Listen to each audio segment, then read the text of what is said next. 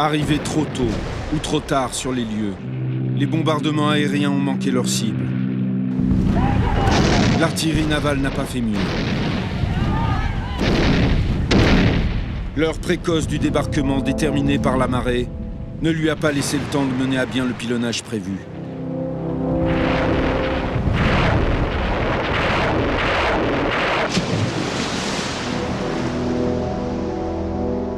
Le gros de l'attaque échoua aux GIs de la célèbre Big Red One, unité expérimentée. Mais on leur a adjoint le 116e bataillon, composé de jeunes boys qui n'ont encore jamais connu l'épreuve du feu.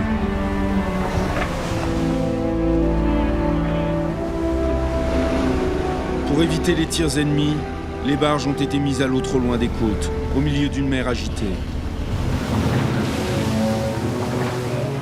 Les hommes s'y entassent, chargés comme des mules.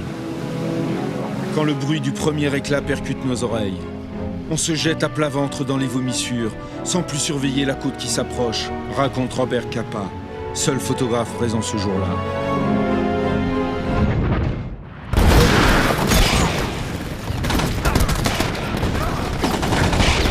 À peine sur la plage, les hommes sont cueillis par une défense allemande quasi intacte, qui les tire comme des lapins.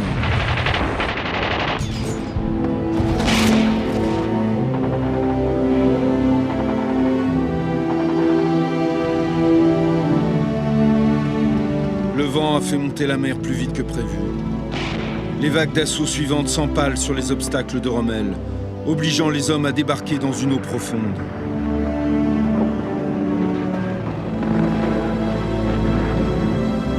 Incapables d'avancer, tous se regroupent au centre de la plage, réduits à envoyer le même message d'une effroyable concision. Sommes cloués sur place par artillerie ennemie. Crucifiés plutôt. Comme le montrent les rares clichés restants de Capa, tous les autres ayant été accidentellement détruits.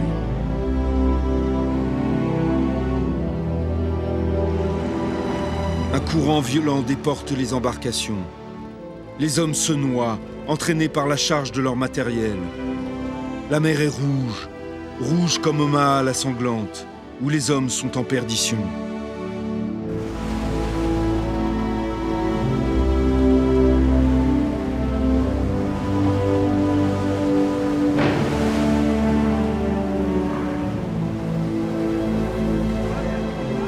Le commandement américain envisage de stopper l'offensive. Ce choix désespéré signifierait l'abandon des troupes déjà débarquées.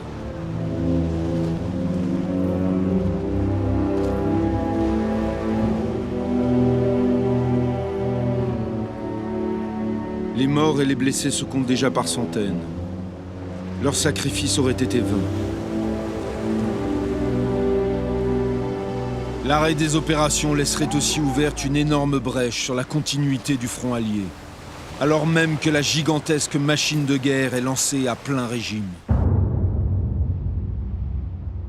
En effet, ce 6 juin, le jour maintenant levé dévoile l'armada de 7000 navires qui s'approchent des côtes normandes. Comme toujours, Ike n'est pas loin, et à 9h45, il s'adresse au monde et aux siens par la voix de la BBC. I call upon all who love freedom to stand with us now. Keep your faith staunch. Our arms are resolute. Together we shall achieve victory. Sur un front de 70 km, il y a pratiquement un bateau tous les 250 mètres, couvert par 11 000 avions. 6 heures après avoir débarqué à Omaha, les boys sont toujours bloqués au pied de la falaise.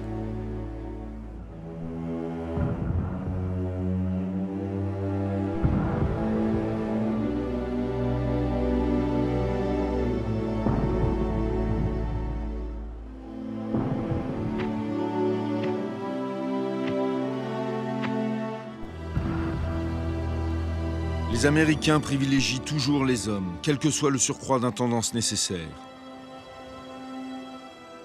Même les premières vagues d'assaut sont pourvues d'une structure médicale bien rodée, avec médecins et infirmiers pour prendre en charge au plus vite les blessés, fussent-ils des ennemis. Jamais les secours n'auront été plus utiles que sur Omaha la sanglante, où s'entassent désormais morts et quelques prisonniers.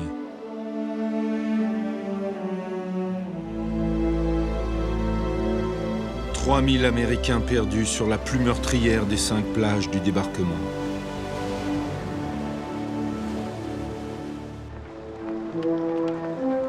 Pourtant, en fin de journée, le soleil revenu et après que les premières lignes aient enfin réussi à s'extraire de la nasse, l'arrivée des troupes reprend sur Omaha.